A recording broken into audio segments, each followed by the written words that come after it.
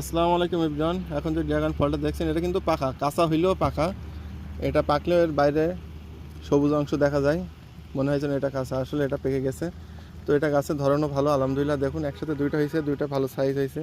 উপরে আরও একটা আছে, এটাও আলহামদুলিল্লাহ হচ্ছে আরও বেশি বড় সাইজ।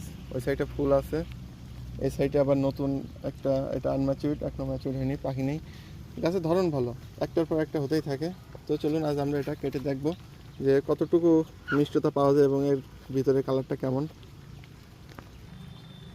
তো এটা পাকা বুঝতে গেলে বুঝতে হবে হালকা একটু লালচের ধরন, তাও বোঝা যাবে না। আর সামনের পাতাটা পেকে যাচ্ছে, তার মানে এটা পেকে গেছে। তো চলুন আমরা এটা কেটে দেখি।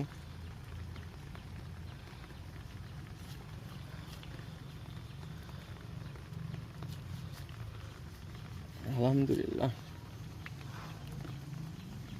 দেখুন কি কালার, সবুজ ফলের ভিতরে কালার, কালার দেখুন।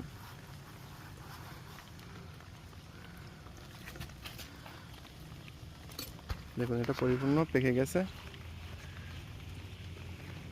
একই সাথে দুইটা ফল হয়েছে, তো আমরা ছোটোটাই কাটলাম। তা চলুন এটা আমরা এবার ব্রিক্সটা দেখি। বাইরে সবুজ দেখুন, সবুজ কিন্তু ভিতরে পেকে গেছে। তুমি ক্যামেরাটা ধরো, আমি দিই, ধরো।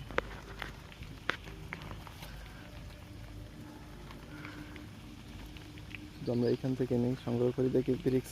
তো আরও হয়তো 3 থেকে 4 দিন রাখা যাবে এটা। তারপর আমরা আগাম পারলাম, যদি চুরি করে নিয়ে যায় তো পরবর্তীতে সেটাও আর হবে না। দেখি ব্রিক্স কেমন আসে। আলহামদুলিল্লাহ 16%, খুবই ভালো। তো আরও রাখা যাবে, তো পরেরটা আমি রেখে দেবো, দেখি আরও কয়দিন রাখা যায়। এটা পরিপূর্ণ পাকার পরে এটা আমরা আরও একবার রিভিউ দেবো ইনশাআল্লাহ। তো ভ্যারাইটিটা যথেষ্ট মোটামুটি ভালো হবে, 16 মানে যথেষ্ট ভালো। তো এরকম যাদের চুরির সম্ভাবনা, যাদের ড্রাগন বাগানে, তারা এরকম ধরনের ভ্যারাইটি লাগাইতে পারেন।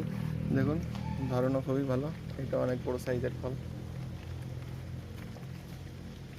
তো ধন্যবাদ সকলকে। তো যারা চারা নিতে চান তো আমাদের স্ক্রিনে দেওয়া নাম্বারে কল দিতে পারেন।